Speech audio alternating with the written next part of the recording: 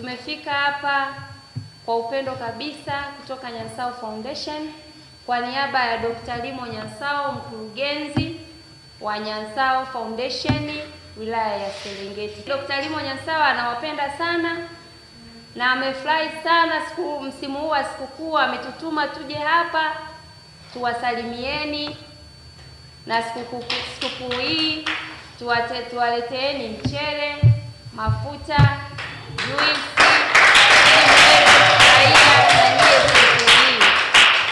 sawa? Dr. Limo Nyansao anawapenda sana. Na nyie mnampenda? Tunampenda pia. Sawa, atafurahi sana atakaposikia na nyie mnampenda, kwa sababu anapenda wananchi wa Serengeti, anapenda maendeleo ya Serengeti, anawapenda watoto, anawapenda nyie mlioko mahali hapa. Sawa? Tunawashukuru sana timu ya Nyansao Foundation ikiongozwa na mkurugenzi wa Nyansao Foundation yenyewe ambaye ni Mr. Limo Nyansao, kwa jinsi ambavyo wamekuwa bega kwa bega kushirikiana na sisi katika kutuwezesha na sisi kutoa tabasamu letu, tukisema hakika hatujasahaulika. Mungu anatupenda wakati wote, lakini tunavyomuomba Mungu hashuki na mabawa, anawatumia watu ambao mmoja wao ni Nyansao.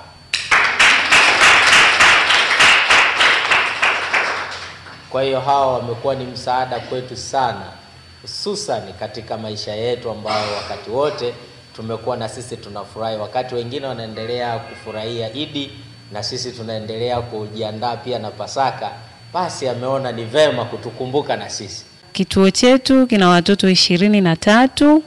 Tunapenda kuwashukuru kwa umoja wenu na kwa nafasi mliona ni vyema kuja kuwatembelea watoto na kuwasalimia. Tunawakaribisha sana Dr. Limo Nyansao kwa ushirikiano ulioonyesha, umekuwa chachu katika kituo chetu, sio mara ya kwanza. Kwa hiyo tunawashukuru sana na tunawaombea na tunawakaribisha tena. Kila mnapojisikia karibuni kwa ajili ya kuwasalimia watoto. Watoto hawa ni taifa la kesho. Watoto hawa watatusaidia vizazi na vizazi. Kwa hiyo tunawakaribisha na Mungu wa mbinguni aendelee kuwasimamia na kuwabariki. Tunashukuru sana wageni wetu kwa kuja kututembelea. Mungu awabariki, hata kile mlichokitoa mpate kuzidishiwa. Mngeweza labda kuwapatia watu wengine, lakini nimeona mje hapa si kututembelea.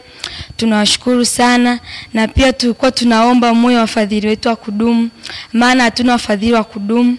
Kwa tunaomba moyo wa wafadhili wetu wa kudumu.